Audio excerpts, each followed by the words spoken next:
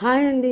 Welcome to Lahari కథ మల్లిక channel. ఈ ఛానల్లో అన్నపూర్ణమ్మ గారు రాసిన స్టోరీ మనం అందరం వింటున్నామండి. మీతో పాటు నేను కూడా చదివి ఈ స్టోరీ తెలుసుకుంటున్నాను. ఈ స్టోరీ విని ప్లీజ్ లైక్ చేసి, షేర్ చేసి, సబ్స్క్రైబ్ చేసి మీ విలువైన అభిప్రాయాన్ని తెలియజేస్తారని ఆశిస్తూ ఇంకా ఈరోజు ఈ పాటలోకి వెళ్ళిపోదాం. అర్థమవుతుంది. పడిపోతుందని దగ్గరగా వెళ్ళిపోతున్న మణమ్మని కళ్ళతోటి ఆపేశాడు విష్ణు. విష్ణు విష్ణు వేద వేద అంటూ కాళ్ళు బలంగా గింజుకుంటుంటే, తను వస్తుంది మేడం, మీరెందుకు హైరాణ పడుతున్నారు అంటూ దగ్గరికి వెళ్ళిన విష్ణు చెంప మీద కొట్టింది. లోపలికి రాబోతున్న డాక్టర్ రుక్మిణి వాకిట్లో ఆగిపోయింది. నువ్వు నువ్వు అతడి చేతిని గట్టిగా పట్టుకుని కాలు క్రింద పెట్టడానికి ప్రయత్నిస్తూ పక్కకు ఒరిగిన ఆమెని గట్టిగా పట్టుకున్నాడు. అతడి గుండెల్లో ఎగసి పడుతున్న ఆనంద తరంగాలకు ప్రతీకగా అతని కళ్ళ నుండి జారిన కన్నీటేశ్వరాలు ఆమె జుట్టులో పడి ఇంకిపోయాయి. What is surprise, really wonder అంటూ నవ్వుతూ లోపలికి వచ్చారు డాక్టర్ రుక్మిణి. మేడంని సరిగ్గా పడుకోబెట్టాడు విష్ణు. రుక్మిణి, నేను వేదాని అంటూ ఆయాసపడుతున్న మేడంని చూస్తూ, రాజేశ్వరి, విషయం నాకు అర్థమైంది, ప్లీజ్ రిలాక్స్. వేర్ ఇస్ వేద? బాగా జ్వరంగా ఉంటే గదిలో పడుకుందమ్మా, మనమ్మ చెప్పింది. వేదను చూడాలి ఆయాసంగా అంటున్నారు మేడం. సరే, వేదాని నువ్వెంతగా ఇష్టపడుతున్నావో మాకు అర్థమైంది. విష్ణు, ఈవిడని ఆపడం మన వల్ల కాదు, అందరం అక్కడికి వెళదాం పదండి, డాక్టర్ గారు నవ్వుతూ అన్నారు. వేద వేద డాక్టర్ గారు పిలిచారు. వేదకి ఎవరో తనని పిలుస్తున్నారని తెలుస్తుంది. కళ్ళు తెరవడానికి భయంగా ఉంది. మేడం వేద తల నిమురుతున్నారు. వేదమ్మా, అమ్మగారు వచ్చారు చూడమ్మా. మణమ్మ గొంతు వినగానే వేదాలో చలనం వచ్చింది. మణమ్మా మణమ్మా అని పిలుస్తూ చెయ్యి పట్టుకుంది. అమ్మ వేద, కళ్ళు తెరిచి చూడమ్మా. వద్దు మణమ్మ, వద్దు, భయంగా ఉంది. అమ్మ దగ్గరికి వెళ్తాను, పదమణమ్మ. ఆమె చేతిని గట్టిగా లాగేస్తుంది. కళ్ళ వెంట ధారాళంగా కారుతున్న కన్నీరు వెక్కి వెక్కి ఏడుస్తుంది. ఏం జరిగింది, ఎంతగా భయపడుతుంది? రుక్మిణి గారి ప్రశ్నకి అందరూ అయోమయంగా చూశారు. మణమ్మ రాత్రి జ్వరంలో జరుచుకుని ఉంటుందమ్మా, ఒక్కతే పడుకుంది అంది. తానేమన్నా పసిపాప జడుచుకోవడానికి? రుక్మిణి గారు అన్నారు. ఆడపిల్లకి వయసు వచ్చేదాకా అమ్మే కదమ్మా తోడు. ఆ రోజుల్లో గతించిపోయాయి. మగపిల్లల కంటే ఆడపిల్లలే జెట్ స్పీడ్తో పరిగెడుతున్నారు అంటూ వేదాన్ని టెస్ట్ చేసింది. డాక్టర్ గారితో పాటు బయటికి వచ్చాడు విష్ణు. వేద బాగా అప్సెట్ అయ్యింది. బీపీ అప్ అండ్ డౌన్స్ అవుతుంది. అనుకోని సంఘటన ఏదైనా జరిగి ఉంటుంది, లేదా చూడకూడనిది ఏదైనా చూసి ఉండవచ్చు. ఏం జరిగిందో తెలుసుకో. మేడం గారిలో కూడా చాలా మార్పులు వచ్చాయి. చిన్న సజెషన్, మీ మేడం గారికి మల్లె తోట అంటే చాలా ఇష్టం, సెంటిమెంట్ కూడా ఫీల్ అయ్యేది. రమ్య వచ్చిన తర్వాత నేనే చెప్తాను. ఈలోపు వేద క్యూర్ అవ్వాలి, లేకపోతే మీ మేడం గారు నిన్ను నన్ను కూడా ఉతికారేస్తారు నవ్వుతూ అంది. అలాగే మేడం, పేలవంగా నవ్వాడు విష్ణు. నువ్వెందుకు డల్గా ఉన్నావు? Anything wrong? No madam, I'm all right, take care అంటూ కారు ముందుకు పోనిచ్చింది. విష్ణు గుండు పెట్టేసినట్లయింది. నువ్వు తప్పు చేశావని మనసు నిలదీస్తూ ఉంటే కాదని సమర్థించుకోలేకపోతున్నాడు. ఏం చేయాలో తెలియని అయోమయంలో కనులు మూసుకున్న అతనికి ఒక్క క్షణం ఆ జగన్మాత రూపం ఒళ్ళు జల్దరించింది. తల్లి, నేను చేసింది తప్పైతే క్షమించు. తప్పనిసరి పరిస్థితిలో చేశానని నీకు అనిపిస్తే కరుణించి దీవించు అంటూ మనస్ఫూర్తిగా కోరుకుంటూ కలత నిద్ర నుండి బయటికి వచ్చాడు. అప్పటి వరకు నీరజ, ఈశ్వరమ్మ కిందకి రాలేదు. లంచ్ టైంలో డైనింగ్ టేబుల్ దగ్గరికి వచ్చారు. రత్తమ్మ వడ్డిస్తూ ఉంటే మణమ్మ మేడం గారికి తినిపిస్తుంది. వేద, దాసు, విష్ణు ఎక్కడికి వెళ్ళారు? మేడంకి నువ్వు పెడుతున్నావు? నీరజ అడిగింది. విష్ణుబాబు గదిలో నిద్రపోతున్నారమ్మా. వేదమ్మకి జ్వరంగా ఉంటే దాసుబాబు అక్కడే ఉన్నారు, మనమ్మ చెప్పింది. అదే, ఒక పని మనిషి దానికి సేవలు చేయడానికి ఇంకో మనిషా? వెళ్ళి దాసుని పిలువు, కోపంగా అంది నీరజ. మేడం తన చేతి దగ్గరలో ఉన్న నీళ్లు గ్లాసుని క్రిందకి తోసి తన కోపాన్ని ప్రకటించారు. మనీ అంటూ పిలిచి "ఉమ్, అది తీసుకువెళ్ళమన్నట్లు చూపించారు. మణమ్మ మేడంని గదికి తీసుకువెళుతున్నప్పుడు ఆవిడ కోపం చూసి తల్లి కూతుళ్ళకి నోట మాట రాలేదు. ఈ ముసల్ది ఇంత జరికిచ్చిందేంటమ్మా? నీరజ తేరుకుంటూ చిన్నగా అన్నది. అది పనివాళ్ళని పాపాయిల్లా చూస్తుంది. అందుకే అదంటే పనివాళ్ళు పడిచేస్తారు విసుగ్గా అంది ఈశ్వరమ్మ. గదిలో పడుకుని ఆలోచిస్తున్న విష్ణుకి తలుపులు తోసుకుంటూ లోపలికి వచ్చి గడియ పెడుతున్నదెవరో అర్థమయ్యింది. విష్ణు విష్ణు అతన్ని చేతులతో కుదిపి లేపింది. ఏంటి నీరు? నిద్రపోనివ్వు. లంచ్ చేయలేదు? వేద, అదేమీ మీ ఆవిడ జ్వరంతో మంచం ఎక్కేసిందట, వెళ్ళి పరామర్శించకపోతే ఎలా? ఎగతాళిగా నవ్వుతూ అంది. హబ్బా, రాత్రి నువ్వు చెప్పినట్లు చేసేసరికి నాకు విసుగొచ్చింది. నీకోసం ఓపిగ్గా కూర్చున్నాను. మాటి మాటికి మీద వాలిపోతూ చెయ్యి పట్టుకుంటుంటే చిరాకు అనిపిస్తుంది. మత్తు వల్ల అలా వాలిపోతుందో పరవశంతో అలా చేస్తుందో తెలీదు. నేను కూడా నటించలేక సతమతమయ్యాను. తాను కూడా కూర్చుంటూ అన్నాడు. సారీ విష్ణు, నిన్ను ఇబ్బంది పెట్టాను. పరవశమా దాని ముఖమా? అదొక జడ పదార్థం. ఎలాగో నీ ప్రతీకారం తీర్చాను. ఇప్పటికైనా నన్ను ప్రశాంతంగా నిద్రపోనివ్వు ఆవలిస్తూ అన్నాడు. కాదు విష్ణు, దాన్ని నిద్రపోనివ్వను. మనం అగ్నిని రగిల్చాము. దానికి ఆజ్యం తోడవ్వాలి అంటే దాని కళ్ళ ముందే మనం ప్రేమ పక్షుల్లా విహరించాలి. నీరు, ఈ విహారాలు విహంగాలు కాదు. నేనేం చేయాలో చెప్పు. ఇప్పుడు నువ్వు ఒక్కడివి కాదు, మన ఇద్దరం కలిసి చేయవలసినవి చాలా ఉన్నాయి. ప్రస్తుతం మనం వెళ్ళి తనని పలకరించాలి. రా. వద్దు నీరు, చిన్న సంఘటనకే ఎన్నో రోజులు తన ముఖము కూడా చూడలేదు. ఇప్పుడు జ్వరం తీవ్రతతో అపరకాళిలా మన గొంతురు పట్టుకుంటుంది. ప్లీజ్, నేను చెప్పింది విను. కోలుకునే వరకు వెయిట్ చేద్దాం జాలిగా అన్నాడు. సరే అంటూ ఆగి విష్ణు చిన్న సందేహం. త్వరగా అడుగు, ఆ దాసు వస్తాడేమో తలుపు వైపు చూస్తూ అన్నాడు. అత్తయ్య కోసం ఎవరైనా మగవాళ్ళు అంటే ఆ రఘుపతి మావయ్య వాళ్ళ అబ్బాయి ఎప్పుడైనా అత్తయ్యని కలవడానికి వచ్చారా అని.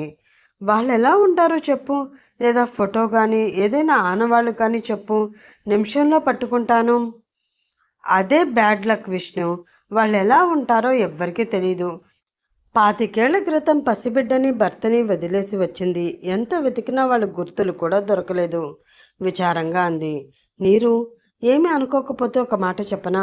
చెప్పు ఆశగా అంది. 25 సంవత్సరాల క్రితం అంటున్నావు. అప్పటికి రఘుపతి గారు మంచి వయసులో ఉండి ఉంటారు. మరి మరో పెళ్లి చేసుకుని ఉండవచ్చుగా. వాళ్ళకి పిల్లలు పుట్టి ఉంటారు. తల్లి లేని పిల్లోడిని పెంచలేక వదిలేయవచ్చు, లేదా అనాథాశ్రమంలో లేక ఏ హాస్టల్లోనో వేసి ఉండవచ్చు. రాకపోకలు లేనప్పుడు మేడం విషయం వాళ్ళకి తెలిసే అవకాశం లేదు. అత్తని చూస్తుంటే మాకు అలా అనిపించడం లేదు. మావయ్య వచ్చి ఉండవచ్చునని మా అమ్మ గట్టి నమ్మకం. కావచ్చు, బట్ వాళ్ళని గుర్తించేదెలా? మేడం పూర్తి స్పృహలోకి వస్తేనే తెలుసుకోగలం. అందుకే అత్తయ్యని మీరు ఎక్కడికి తీసుకువెళ్తున్నా నేను కూడా మీతో వస్తాను. ఎవరితో మాట్లాడుతున్నప్పుడు ఆవిడలో మార్పు కనిపిస్తుందో చూద్దాం. ఓకే అంటుండగానే ఫోన్ మ్రోగడంతో సాయంత్రం మాట్లాడదామని వెళ్ళిపోయింది. దాసు ఫోన్ చేసి వేదకి జ్వరం తీవ్రంగా ఉందంటే అటు వెళ్ళాడు. వేద బాగా డిప్రెషన్లో ఉంది.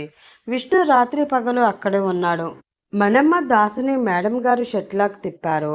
3 రోజులకి జ్వరం తక్కుముఖం పట్టింది. విష్ణు మౌనంగా అక్కడి నుంచి తప్పుకున్నాడు. 4వ రోజు మెల్లిగా మేడం రూమ్కి వచ్చింది. మనమ్మ వేదని తన పక్కన కూర్చోపెట్టుకుని తల నిమురుతూ ఉంటే ఆ లాలనికి అమ్మ జ్ఞాపకం వచ్చి బాధని ఆపుకోలేక ఏడ్చేసింది. వేదాన్ని దగ్గరికి లాక్కుని గుండెలకి అత్తుకుని భయం లేదన్నట్లు వెన్ను నిమురుతూ ఉంటే ఏదో హాయిగా అనిపించింది. దుఃఖం ఉపశమించిన తర్వాత మేడంని రెడీ చేయాలని లేచింది. నువ్వుండమ్మా, రత్తమ్మ నేను అమ్మగారిని రెడీ చేస్తాము అంది మణమ్మ. వేద సోఫాలో కూర్చుని తల వెనక్కి వాల్చి కళ్ళు మూసుకుంది. రమ్య పృథ్వీ ఊరి నుండి వచ్చి ఫ్రెష్ అయి మేడం దగ్గరికి వచ్చారు. వారి వెనక నీరజ, ఈశ్వరమ్మ, విష్ణు, దాసు వచ్చారు. రమ్య కళ్ళలో కాంతి, మనసులో ఆనందం. తల్లితో ఎన్నో చెప్పాలని ఉన్నా తండ్రి సమయం రాలేదని వద్దన్నాడు. వేద నెమ్మదిగా లేచి దగ్గరికి వచ్చింది. వేదాన్ని చూసి రమ్య ఆశ్చర్యంతో నిలబడిపోయింది. నువ్వు వేదావేనా? పేలవంగా నవ్వింది వేద. What happened Vishnu? ఓన్లీ ఫీవర్కే మరి ఇంత చేంజా? వైరల్ ఫీవర్ అలాగే ఉన్నాయి మేడం. టేక్ కేర్ అని వేద. ఇవి నీకు నేను సెలెక్ట్ చేసిన డ్రెస్. ఇవి బన్నీ చిన్నీలకి అంటూ వేద చేతికిచ్చింది. Thank you madam. విష్ణు, నీకు దాస్కు పృథ్వీ సెలెక్ట్ చేశాడు, చూసుకోండి ఎలా ఉన్నాయో. నీరజ, ఇవి నీ కాస్మెటిక్స్, జ్యువెలరీ. మణమ్మకి రత్తమ్మ చీరలు. అమ్మయ్య, పెద్ద బరువు దిగిపోయింది. ఏవి ఎక్కడ మిస్ అయిపోతాయోనని ఎంత టెన్షన్ పడ్డానో మమ్మీ. నీ టెన్షన్తో నాకు చిరాకు తెప్పించావు రమ్య. మేడం గారితో పాటు అందరూ మనస్ఫూర్తిగా నవ్వారు. వేద దేని మీద ఆసక్తి కనబరచలేకపోతుంది. లోకమంతా శూన్యంగా కనబడుతుంది. తినాలన్న ఆసక్తి లేదు. మంచి చెయ్యాలని వచ్చిన తనకే ఎందుకు ఇలా జరిగింది? తల్లిదండ్రులకి తన మొహం ఎలా చూపించాలి? లోకాన్ని ఎలా ఎదుర్కోవాలి? ఒంటరి పోరాటం ఎన్నాళ్ళు? ఇంతకంటే చావే నయం. కాదు, నేనెందుకు చావాలి? నా వాళ్ళని ఎందుకు వదులుకోవాలి? అవునన్నా కాదన్నా తన వివాహం జరిగిపోయింది. ఆ జగన్మాత తన జీవితాన్ని మరెకరితో ముడివేసింది. ఎందుకు? ఎక్కడో ఉన్న తనను ఇక్కడికి రప్పించి పరిచయాలు లేని వ్యక్తితో మూడు ముళ్ళు వేయించిందంటే ఆమె ఏదో సంకల్పించుకుంది. అందుకు తమ ఇద్దరిని ఎంచుకుంది. కానీ తన భర్త అందమైన విషపురుగు కోరల్లో చిక్కుకున్నాడు. ఎలా విడిపించాలి? కానీ భర్త కూడా వంచకుడైతే కాదు, అలా కాకూడదు. అయితే కాదు. అడవిలోని ఉసిరిని సముద్రంలోని ఉప్పును కలిపి కమ్మని రుచిని చూపించిన అమ్మ తనకి అన్యాయం చేయదు. ఆలోచనతో పరిసరాలను మర్చిపోయింది. ఎవరో తన చేతిని లాక్కుని వెళుతూ ఉంటే ఈ లోకంలోకి వచ్చింది. ఎవరా పెద్దావిడ? తన చేయి పట్టుకుని లోపలికి తీసుకువెళుతుంది. వర్షంలో తనతో పాటు ఆవిడ కూడా తడిసిపోతూ ఉంటే గబగబా లోపలికి నడిచింది. అక్కడ చాలామంది ఆడవాళ్ళు ఉన్నారు. ఒక ఆవిడ టవల్ ఇచ్చి తుడుచుకోమంది. తనని తీసుకువచ్చిన ఆవిడ తల తుడుచుకుంటుంటే, ఏంటమ్మా వర్షంలో తడుస్తూ అక్కడే నిలబడిపోయావు? లోపలికి రావచ్చుగా అంది. మరొక ఆవిడ, ఇద్దరికి పొడి బట్టలు తీసుకువచ్చి ముందు బట్టలు మార్చుకో అమ్మా అంటుంటే, వద్దు పెద్దమ్మ, ఇంటికి వెళ్ళిపోతాను మొహమాటంగా అంది వేద. ఇప్పుడా? వర్షం ఇప్పట్లో తగ్గేలాగా లేదు. ఆ గదిలోకి వెళ్ళి బట్టలు మార్చుకో అన్నారు. బట్టలు పూర్తిగా తడిసిపోవడంతో తప్పనిసరి పరిస్థితుల్లో బట్టలు మార్చుకోవడానికి వెళ్ళింది. ఏమిటి ఈ మధ్య తనకి పరధ్యానం ఎక్కువయింది? తను గుడికి వెళ్ళి ఇక్కడికి ఎలా వచ్చింది? పొడి బట్టలు వేసుకుని తడి బట్టలు పట్టుకు బయటకు వచ్చిన వేద చేతితో తడి బట్టలు పిండి అక్కడ ఉన్న తీగ మీద పెట్టింది ఒక ఆవిడ వేద జడ గబగబా విప్పి టవల్ చుట్టింది. వేద వద్దని చెప్పేలోపే అన్నీ చకచకా జరిగిపోయాయి. ఆమె అక్కడికి వచ్చినప్పటి నుండి రెండు కళ్ళు ఆమెనే గమనిస్తున్నాయని వేదకి తెలీదు. ఆమె లోపలికి రాగానే పక్కకు తప్పుకున్నాయి ఆ కళ్ళు. అందరూ వేదాన్ని లోపలికి తీసుకువచ్చారు. అదొక పెద్ద హాల్. భోజనానికి అనువుగా బల్లలు కుర్చీలు వేసి ఉన్నాయి. ఇంత వర్షంలో ఊరి చివర ఉన్న ఈ గుడికి రావాలా అడిగింది ఒక ఆవిడ. నేను బయలుదేరినప్పుడు వర్ష సూచనలు కూడా లేవు అంది బిడియంగా. అయినా ఆడపిల్లకి అంత పరధ్యానం ఉండకూడదమ్మా. చూడు ఎలా తడిసిపోయావో. ఇది అమ్మ వృద్ధాశ్రమం, చాలా పెద్దదమ్మా. నేను ఎప్పుడు ఇటువైపు రాలేదు పెద్దమ్మ. అమ్మవారి గుడి చూద్దామని వచ్చాను. రామ్మ అంటూ ప్రార్థనా మందిరం వైపు తీసుకువెళ్లారు. అది పెద్ద గది. అక్కడ అందరి దేవుళ్ళ ఫోటోలు, బైబిళ్ళు, భగవద్గీత, ఖురాన్, ఇంకా ఎన్నో పుస్తకాలు. రెండు వైపులా అఖండ జ్యోతులు, పెద్ద దీపపు కుందుల్లో వెలుగుతున్న జ్యోతులు, మరోవైపు వెలుగుతున్న క్యాండిల్స్. గదంతా చంద్రపు వాసనతో సుగంధభరితంగా, హాయిగా, ఎంతో ప్రశాంతంగా అనిపించింది. రెండు చేతులు జోడించి కళ్ళు మూసుకుని 2 క్షణాలు అక్కడే కూర్చుంది. భగవంతుడా, నాకు దారి ఏది అనుకుంది. అమ్మా, నువ్వు సంకట పరిస్థితిలో ఉన్నావని నీ పరధ్యానమే చెప్తుంది. కన్నిటిని దాచాలని ప్రయత్నిస్తుంది. నీలో బడబానాలని బయటికి రాని తల్లి, లేకపోతే అది నిన్ను దహించి వేస్తుంది. కష్టం పుట్టిన ప్రతి ప్రాణికి ఉంది. కానీ దాన్ని తట్టుకుని నిలబడే శక్తిని మనం తెచ్చుకోవాలి. కష్టం లేకపోతే సుఖం విలువ తెలీదు. రాత్రి లేకపోతే వెలుగులోని ఆనందం అర్థం కాదు. కష్టాల కడలి ఈదిన వారికి సుఖాల తీరం కనబడుతుంది. భయపడి వెనక్కు తిరిగితే అది నిన్ను తరుముకుంటూ నీ వెనకే ఉంటుంది. ధైర్యంగా నీ కర్తవ్య ధర్మాన్ని నువ్వు నిర్వర్తించు. ప్రతిఫలం నీతోనే వస్తుంది. అనుకోనివి జరగడమే జీవితం. అందుకు భయపడకు. అది ఈశ్వరజ్ఞ భావించి ధైర్యంగా అడుగు ముందుకు వెయ్యి. ఇక్కడ ఉన్న అందరినీ ఒకసారి చూడు. అమ్మమ్మలు, నానమ్మలు, పెద్దమ్మలు, అవ్వలు, తాతలు, ఒకళ్ళదొకళ్ళది ఒక్కొక్క దీన కదా. వాళ్ళు నీలా భవిష్యత్తుకి భయపడి ఉంటే ప్రపంచ ప్రగతే ఆగిపోయి ఉండేది. అందుకే నిన్నటిని మర్చిపో. వర్తమానంలో జరిగే దానిని భయాన్ని వదిలి నీకు అనుగుణంగా మలుచుకుంటూ భవిష్యత్తులోకి నడక సాగించు. వెలుగు రేఖలే నీకు స్వాగతం పలుకుతాయి. ఆవిడ చెప్తున్న మాటలకి వేదాల్లోని సమయ దారలు ఆగి గుండెల నిండా కొత్త ఉత్సాహం రూపుదిద్దుకుంటుంది. వేద సెల్ మోగితే చూసి టక్కున ఆఫ్ చేసింది. ఆవిడ పేరు జానకమ్మ, టీం లీడర్. ఆ జానకి మాతే తన ఆవేశాన్ని, ఆవేదనను తగ్గించి మార్గాన్ని చూపించడానికి వచ్చిందేమో అనిపించింది. మళ్ళీ స్వెల్ మోగింది. విష్ణు టక్కున ఆపేసింది. మళ్ళీ వెంటనే మోగింది. దాసు. తను చేస్తే ఆన్సర్ చేయడం లేదని దాసుతో చేయించి ఉంటాడు. ఇంటి దగ్గర వాళ్ళు కంగారుతో చేసి ఉంటారు. మాట్లాడమ్మా, ఆవిడ అన్నారు. పర్వాలేదమ్మా, మెసేజ్ పెట్టాను. వర్షం కూడా తగ్గింది, బయలుదేరతాను. చూడమ్మా, అందిన దానితో తృప్తిపడు. అందని వాటి కోసం ప్రయత్నించి అగాధంలోకి పడకు. జాగ్రత్త. మన మాటల్లో ఇష్టాన్ని, మన కళ్ళల్లో కష్టాన్ని తెలుసుకున్న వారే మనకి నిజమైన ఆత్మీయులు. మర్చిపోకు తల్లి. ఆత్మీయంగా ఆవిడని ఆలింగనం చేసుకుంది.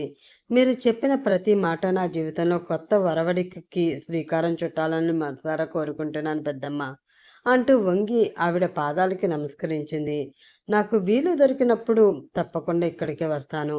నా పేరు వేద, గుర్తుపెట్టుకోండి అంటూ నవ్వుతూ అందరికీ నమస్కరించింది. ఒక ఆవిడ తన తడి బట్టలు కవర్లో పెట్టి ఇచ్చింది.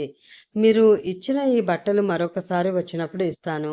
ఈ కనకాంబరం కలర్ మా మేడం గారికి చాలా ఇష్టం. ఆవిడకి ఇలాంటి ఆశ్రమాలంటే చాలా ఇష్టం. ఆవిడ త్వరగా కోరుకోవాలని మీరు అందరూ ప్రార్థన చేయండి. కోలుకోగానే ఆవిడని ఇక్కడికి తీసుకువస్తాను, వెళ్ళి వస్తాను అంటూ బయలుదేరిన వేద వెంట జానకమ్మ మరో 2 ఆడవాళ్ళు వచ్చారు. అప్పటి వరకు వాళ్ళ మాటలు వింటూ వాళ్ళనే గమనిస్తున్న వ్యక్తి బయట ఆటోని నిలబెట్టి పక్కకి తప్పుకున్నాడు. మీరు వెళ్ళండి అమ్మమ్మ, నేను ఆటోలో వెళ్ళిపోతాను అంది. ఈ అమ్మమ్మని ఆటో వరకు రానివ్వమ్మ, అత్తగారింటికి ఎలాగో రాలేను అంటూ నవ్వింది. వేద గమ్యాన్ని చేరగానే ఫోన్ చేయి అంటూ ఆటో ఎక్కించి చేతులుపుతూ నిలబడ్డారు. డిన్నర్ చేసి పృథ్వీ, రమ్య, ఈశ్వరమ్మ గదిలోకి వచ్చారు. నీరజ అక్కడే ఉంది. అమ్మ బెంగళూరు వెళ్ళినప్పుడు మా ఫ్రెండ్ నీరజ్కి మంచి సంబంధం ఉందని చెప్పాడు. అబ్బాయి సాఫ్ట్వేర్, లక్షల్లో సంపాదన. అబ్బాయి బాగున్నాడు, స్థితిపరులు. నీరజకి మన ఊళ్ళో ఉన్న పొలాలు, ఇళ్ళు ఇస్తానని, ఇంకేమైనా కావాలంటే అడగమని చెప్పాను. వాడు ఫోన్ చేస్తానన్నాడు. అమ్మాయిని చూసుకోవడానికి రమ్మని చెప్పమంటావా? కుదిరితే పెళ్లి చేసుకుని లండన్ వెళ్ళిపోతారట. ఈశ్వరమ్మ కొడుకు మాటలు వింటూ చేతులు నలుపుకుంటూ అటు ఇటు చూసింది. నీరజ పుస్తకం చదువుకుంటున్నట్లు నటిస్తుంటే రమ్య అంతా గమనిస్తూ మౌనంగా కూర్చుంది. చెప్పమ్మా, ఎందుకంత టెన్షన్ పడుతున్నావు? నువ్వు చేస్తున్న పనేమీ బాగుండడం లేదు పృథ్వీ. ఏం జరిగిందమ్మా? నేనేం చేశాను? అయోమయంగా అడిగాడు. వదినాల మంచాన పడుంటే నీరజ పెళ్లి చేస్తావా? ఎవరైనా వింటే ఏమనుకుంటారు? రమ్య ఎంత బాధపడుతుంది? నీకే నువ్వు మగాడివి, ఏమీ పట్టించుకోవు. కానీ నేనలా సరిపెట్టుకోలేను. అది కాదమ్మా, నువ్వేం చెప్పినా నేను వినదలుచుకోలేదు. వదిన మళ్ళీ మామూలు మనిషి కావాలి. రమ్య నాన్న, తమ్ముడు రావాలి. వదిన కళ్ళల్లో ఆనందం చూడాలి. అందరూ కలిసి ఆనందంగా నీరజ పెళ్లి చేయాలి. అలా జరగాలంటే చాలా సమయం పడుతుంది అత్తయ్య. నాన్న ఎలా ఉంటారో, ఎక్కడ ఉన్నారో, ఎలాంటి పరిస్థితుల్లో ఉన్నారో. అమ్మ పరిస్థితి ఆయనకి ఎలా తెలుస్తుంది? పేపర్లో ప్రకటించండి, టీవీలో చెప్పించండి, పాంప్లెట్లు పంచండి. అమ్మ, దానివల్ల కంపెనీ ప్రమాదంలో పడుతుంది. షేర్ హోల్డర్స్ ఎదురు తిరుగుతారు. కంపెనీ రెప్యుటేషన్ దెబ్బతింటుంది. వదిన కంటే మీకు కంపెనీ ముఖ్యమా? అలా అని కాదత్తయ్య. అమ్మకి కంపెనీ అంటే ప్రాణం. తాతయ్య తర్వాత కంపెనీని ఎంతో చాకచక్యంతో రన్ చేసి మంచి పేరు తెచ్చుకుంది. ఇప్పుడు ఈ పనులు చేసి దాని విలువ పోగొడితే ఆమె కోలుకోవడానికి మనం చేసిన ప్రయత్నాలన్నీ వ్యర్థమైపోతాయి. మరి ఎలాగమ్మాయి? ఆవిడ మీ నాన్నని తమ్ముణ్ణి కలవరిస్తుంది. పాపం 25 నాడు పసిబిడ్డని వదిలి వచ్చింది. ఆవిడ ప్రాణం ఎంత విలవిలలాడుతుందో విచారంగా అంది ఈశ్వరమ్మ. కొందరి జీవితాలంతే, మనం చేయగలిగింది ఏమీ లేదత్తయ్య. నాకెందుకో మీ నాన్న ఈ ఊరు వచ్చారు అని, మీ అమ్మని కలుస్తున్నారని అనుమానంగా ఉంది అంది ఈశ్వరమ్మ. రమ్య ఉలిక్కిపడి సర్దుకుంది. అమ్మ, అర్థం లేని మాటలు మాట్లాడకు. అత్తయ్యని చూడడానికి వచ్చిన వారు ఇంటికి రాకుండా ఎలా ఉంటారు? ఆయన్ని ఎవరైనా అడ్డగిస్తారా? ఆవిడ ఇక్కడ ఉంటే ఆయనలా చూస్తారు. అసలు నువ్వేం మాట్లాడుతున్నావో తెలుస్తుందా? పృథ్వీ చిరాగ్గా అన్నాడు. అది కాదురా. సందేహంతో కొడుకు వైపు చూసింది. పృథ్వీకి విసుగ్గా ఉంది. అతడు రాకపోయినా వారసుడు కొడుకునైనా పంపిస్తాడని నా నమ్మకం. ఆయన ఎంతకంటే ఎక్కువే సంపాదించి ఉంటారు. మీ ఆడవాళ్ళ ఆలోచనలు ఆస్తులు చుట్టూనే ఉంటాయా? బయటికి రావా? పసిబిడ్డని పెంచలేక ఏ అనాథ శరణాలయంలోనో వదిలేసి ఉండవచ్చు. లేదా తన జీవితానికి అడ్డమని ఎవరికైనా పెంచుకోవడానికి ఇచ్చి ఉండవచ్చు. అయినా వీటితో నీరజ పెళ్లికి లింక్ ఏంటి? అందుకేరా ఇక్కడికి రావడానికి ముఖం చెల్లక బయట కాపు కాస్తున్నాడు. అందుకే నిఘా పెట్టు, రహస్యంగా చెబుతూ చిన్నగా అంది. ఇంకా నయ్యం, సిబిఐని, సిఐడిలని, డిటెక్టివ్లని పెట్టమనలేదు. వాళ్ళు వస్తారో రారో, ఉన్నారో లేదో మనకు అనవసరం. అది రమ్య ప్రాబ్లం అంటూ రమ్య వైపు చూశాడు. రమ్య ఆలోచనలో ఏటో చూస్తుంది. తండ్రి ఎందుకు తనని హెచ్చరించాడో, ఎందుకు రహస్యంగా ఉన్నాడో, తమ్ముడు ఎక్కడున్నాడో ఎంత డీప్గా ఆలోచించావు డాడీ. మా కోసం మీ జీవితాన్ని చీకటి గృహ చేసుకున్నావు. You are great daddy. మనసులో పదే పదే తండ్రిని తలుచుకుంది. రమ్య, ఏమిటి ఆలోచిస్తున్నావు? నీరజ మనసు తెలుసుకోండి. నీరజ అమ్మ బీసీ నాటి ఆలోచనలతో సతమతమవుతుంది. ఇది నీ జీవితం. నీకు నిర్ణయం తీసుకునే వయసుంది. నువ్వు అమ్మతో మాట్లాడి విషయం నాకు చెప్పు. సమయం ఎవరి కోసం ఆగదు అంటూ బయటికి నడిచాడు. రమ్య కూడా భర్తతో వెళ్ళిపోయింది. ఈశ్వరమ్మ ఆలోచనలో పడింది. పృథ్వీ చెప్పినట్లు రఘుపతి రెండో పెళ్లి చేసుకున్నాడా? భార్య విషయం తెలిసి కూడా రాలేదా? కొడుకుని పంపలేదు. నీరజకి లేనిపోని ఆశ చూపించింది. తన బిడ్డ జీవితాన్ని తానే నాశనం చేసుకుంటుందా? నీరజకి పృథ్వీ చూసినా, సంబంధం చేసినా తర్వాత తండ్రి కొడుకు వస్తే అమ్మో, ఇంత ఆస్తి దోచుకుపోతాడు. వద్దు, ఈ ముసలిది పూర్తి స్పృహలోకి వస్తే కొన్ని విషయాలైనా తెలుస్తాయి. అంతవరకు ఆగడం మంచిది. మేడంని హాస్పిటల్కి తీసుకువెళుతూ నీరజని కూడా తీసుకువెళ్ళాడు విష్ణు. మేడంతో పాటు వేద లోపలికి వెళితే మిగతా వారు వెయిటింగ్ రూమ్లో కూర్చున్నారు. అక్కడ డాక్టర్కి, పేషెంట్తో పాటు లోపలికి వెళ్ళే వ్యక్తి డ్రెస్ కోడ్. ఎవరో నీరజకి అర్థం కావట్లేదు. అప్పుడే విష్ణుని పిలిస్తే డ్రెస్ వేసుకుని లోపలికి వెళ్ళాడు. అప్పుడే ఎవరో ఒక ఆవిడ వచ్చి నీరజ పక్కన కూర్చుంది. నీరజని పరీక్షగా చూస్తూ, మీరు రమ్య ఆడబడుచు కదా? నేను రమ్య ఫ్రెండ్. మా అత్తగారికి టెస్టులు చేద్దామని వచ్చాను. నువ్వు అంటూ సందేహంగా ఆగిపోయింది. రాజేశ్వరి మేడంని థెరపీ కోసం తీసుకువచ్చాం. దాసు అందుకున్నాడు. అంటే రమ్య వాళ్ళ మమ్మీ కదా? ఏమైంది ఆవిడికి? కాలు జారి పడ్డారు. అయ్యో, ఆవిడ చాలా మంచిది. నీకేమైనా విశేషమేమో అనుకున్నా. ఏమీ అనుకోకమ్మా, నా పేరు విమల. రమ్యతో నేను మాట్లాడతాను అనుకుంటూ అత్తగారిని తీసుకుని టెస్టింగ్కి రూమ్కి వెళ్ళింది. నీరజ్కి కంగారుగా ఉంది. అన్నయ్యకి కానీ వదినకి కానీ ఇలా వచ్చానని తెలిస్తే ఎంత క్లాస్ పీకుతారోనని. అంతే, మళ్ళీ ఎప్పుడు మేడంతో హాస్పిటల్కి వస్తాననలేదు. మేడం గారిలో మార్పు వచ్చే కొద్దీ విష్ణుకి బయట పనులు ఎక్కువైపోయాయి. టిఫిన్ చేసి వెళితే లంచ్కి వీలైతే వస్తున్నాడు. లేదంటే సాయంత్రం 5-6 గంటలకు వచ్చి మేడం దగ్గర గదిలో కూర్చుంటున్నాడు. నీరజకి అతడితో మాట్లాడే టైం దొరకడం లేదు. అలసిపోయి వచ్చి స్నానం చేసి మేడం దగ్గరికి వెళదామనుకుంటున్న విష్ణుని తలుపులు తోసుకువచ్చి అల్లుకుపోయింది నీరజ. ఆనందమా, విరహమా అంటూ నవ్వుతూ ఆమెని దూరంగా జరిపి షర్ట్ వేసుకున్నాడు. ఇంత హ్యాండ్సమ్ గైని మిస్ అవ్వడం తాపం కాక ఆనందమా? ఎంత బోర్గా ఉందో తెలుసా? గారంగా అంది. ఆనందంగా గడపడానికి నీకు ఎన్నో ఆప్షన్స్ అంటూ ఉండగానే కాఫీ కప్పుతో లోపలికి వచ్చింది వేద. సారీ అంటూ కప్పు అక్కడ పెట్టి వెళ్ళబోతున్న ఆమెని ఆపింది నీరజ. ఉన్నది ఇద్దరం, తెచ్చింది ఒక కప్పు. మనమ్మకి నేనే చెప్పాను ఒకటే పంపమని, ఎందుకో తెలుసా? విజయ గర్వంతో అంది. తెలుసు అంటూ చెయ్యి పక్కకు తోసి వెళ్ళిపోయింది వేద. విస్మయం నుండి తేరుకున్న విష్ణు, నీరజ తనతో ఎందుకు వాదన? నీ ప్రతీకారం తీరిందిగా. లేదు విష్ణు, ఆట ఇప్పుడే మొదలైంది అంటూ కాఫీ షేర్ చేసింది. విష్ణు తోటలో చల్లగాలికి కూర్చుంటే అలసట చిటికెలో మాయమైపోతుంది. పద. వాళ్ళు తోటలోకి వచ్చేసరికి వేద సాలోచనంగా అటు ఇటు తిరుగుతుంది. వాళ్ళు రావడం చూసి లోపలికి వెళుతున్న వేద చెయ్యి అడ్డు పెట్టింది. ఏమిటి వెళ్ళిపోతున్నావు? విష్ణు చేతిని తన చేతిలోకి తీసుకుంటూ గర్వంగా అంది. నీరజ, ఏం చేయమంటారు? మీ ఇద్దరి మధ్య చోద్యం చూస్తూ కూర్చోనా? మీకు సిగ్గు లజ్జ లేకపోయినా నాకు సంస్కారం ఉంది. నిర్లక్ష్యంగా అంది వేద. నీకు ఇంకా బుద్ధి రాలేదు. అదేదో నీకు ఉండాలి. పువ్వు మీద వాళ్ళని ఉబలాట పడే తేనెటీగ లాంటి మగవాడిని గుప్పెట్ట బంధించాను అనుకుంటున్నావు. మకరందం మత్తు కోసం మహారాజ్యాలనే కాలదన్నుకున్న వారు ఈ మృగరాజులు. విష్ణుని చూసి అంది వేద.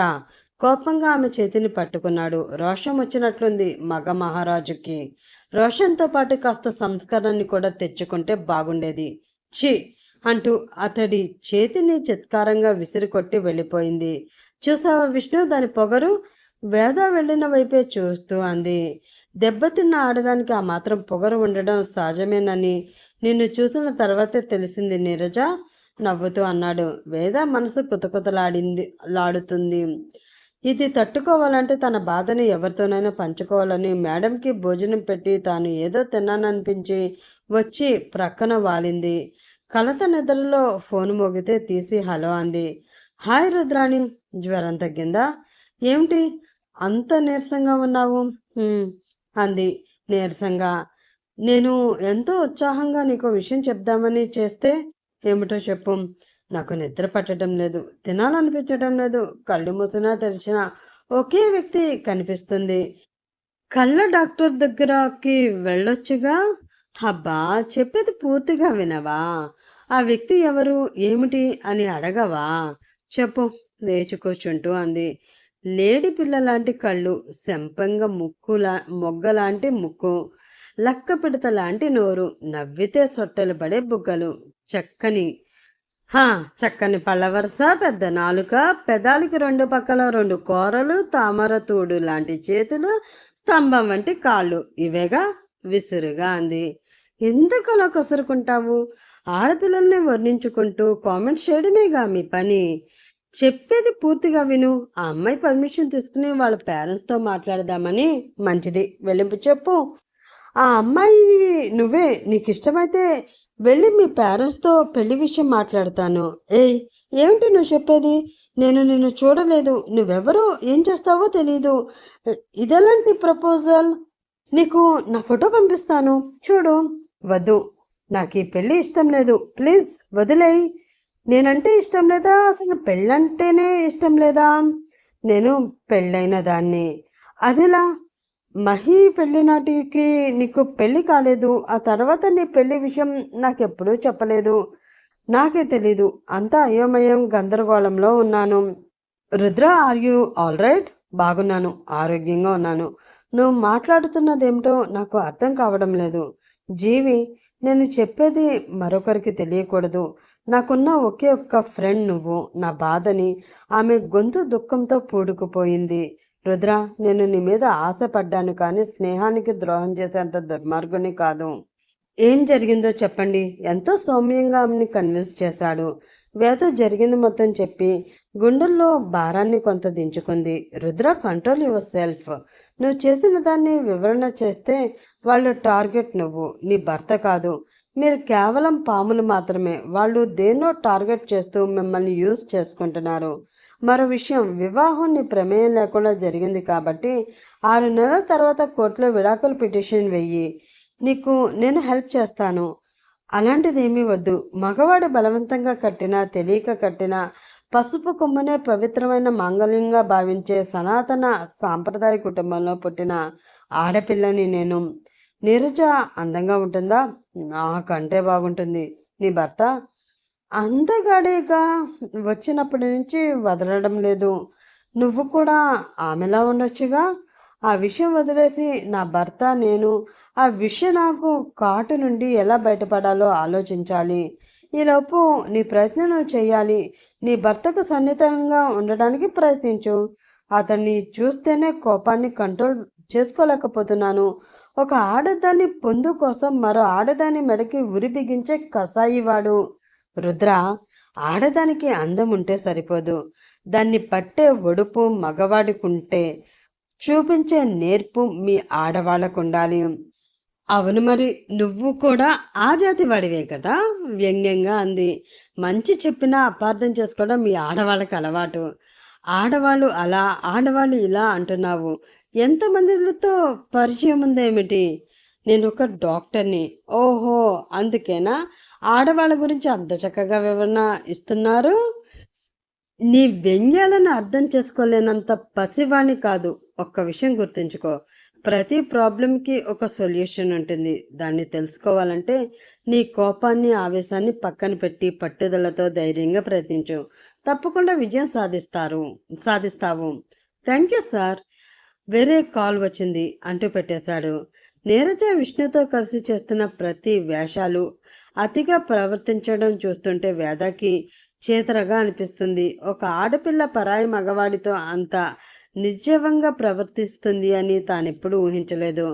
కార్డ్స్ ఆడటము, క్యారమ్స్ ఆడుతూ అతడి మీద పడిపోవడం, సాయంత్రం వరకు అతడి కోసం అభిసారికగా లా ఎదురు చూస్తూ అతడు రాగానే తోటలో చీకటిలో కూర్చోవడం, హోమ్ థియేటర్లో ఇంగ్లీష్ సినిమాలు చూడడం ఇంట్లో పని వాళ్ళందరికీ తెలిసినా పట్టించుకోరు. రమ్య గారికి, పృథ్వీ గారికి తెలియదు. విష్ణు ఆమె చెప్పినట్లు ఎందుకు చేస్తున్నాడు? ఎదురు తిరిగితే తనలా అతన్ని బికారిని చేస్తుందనా? మగవాడు బయటికి వెళ్ళి ఎలాగైనా బ్రతకొచ్చు, కానీ ఈశ్వరమ్మ వంటి వారు తమ గుట్టు తెలిసి బయటికి వెళ్ళిన వారిని బ్రతకనిస్తుందా? తమ నుండి వీళ్ళకేం కావాలి? తమ ఇద్దరిని ఒకే తాడుకి బంధించవలసిన పనేముంది? తాము మేడం కోసం వచ్చారు. మేడం విషయంలో విష్ణు ఎవరిని నమ్మడు. సూదంటు రాయిలా అతడి కళ్ళు ఎప్పుడూ మేడం చుట్టూనే తిరుగుతూ ఉంటాయి. అంటే విష్ణుని తమ వలలో వేసుకుని మేడంకి ఏదో చేయాలని తల్లి కూతుల పన్నాగం. అవును, ఆ రోజు తమ మత్తులో ఉండి వాళ్ళ మాటలు సరిగ్గా అర్థం చేసుకోలేదు. కళ్ళు మూసుకుని ఆ రోజు నీరజ మాటల్ని గుర్తు చేసుకుంది. మేడంని ఏదో చూసి ఆమె కొడుకుని లొంగ తీసుకుని ఆ ఇంటికి మహారాణి కావాలని ఎత్తులు వేస్తున్నారు. కరెక్ట్. విష్ణు తను చెప్తే వింటాడా? ఎందుకు వింటాడు? ఆవిడ మత్తు అంత ఘాటుగా ఉంది. మరి తానెందుకు అతడితో ముడిపెట్టింది? అబ్బా, ఈ ఆలోచన తనకే రావాలా? వేదా, వేదా! దాసు గట్టిగా పిలిచేసరికి ఉలిక్కిపడింది. ఏం చేస్తున్నావో ఒకసారి చూసుకో. చుట్టూ చూసింది. తన ముందు ఉన్న పేపర్ ముక్కలు సోఫా మొత్తం పరుచుకున్నాయి. ఎదురుగా విష్ణు కూర్చుని చూస్తున్నాడు. విష్ణు, నువ్వైనా తనకి చెప్పొచ్చుగా, అలా చూస్తూ కూర్చున్నావు. మనసులోని కోపాన్ని ప్రదర్శించడానికి పేపర్ని ఇంతలా పీలికలు చేస్తున్న మనిషిని ఆశ్చర్యంగా చూస్తున్నాను. వేదకి ఏమీ అర్థం కాలేదు. తను మేడం గది నుండి హాల్లోకి ఎలా వచ్చింది? తెలుసుకోవాలంటే నెక్స్ట్ పార్ట్ కోసం వెయిట్ చేస్తూ ఉండండి ఫ్రెండ్స్. మీకు ఎలాగుందో కానీ నాకైతే స్టోరీ చాలా బాగా నచ్చిందండి. అన్నపూర్ణమ్మ గారు చాలా బాగా రాశారు. మీకు కూడా బాగా అనిపించింది కదా? అయితే కామెంట్స్లో ఆమె స్టోరీ ఎలా ఉందో ఆమెకి చెప్పేయండి. ఆ కామెంట్స్ చూసి ఆమె సంతృప్తిగా ఫీల్ అవుతారు. ఇంకా ఉంటాను. రేపటి ఎపిసోడ్లో మళ్ళీ కలుసుకుందాం. అప్పటి వరకు bye bye. Have a nice day friends.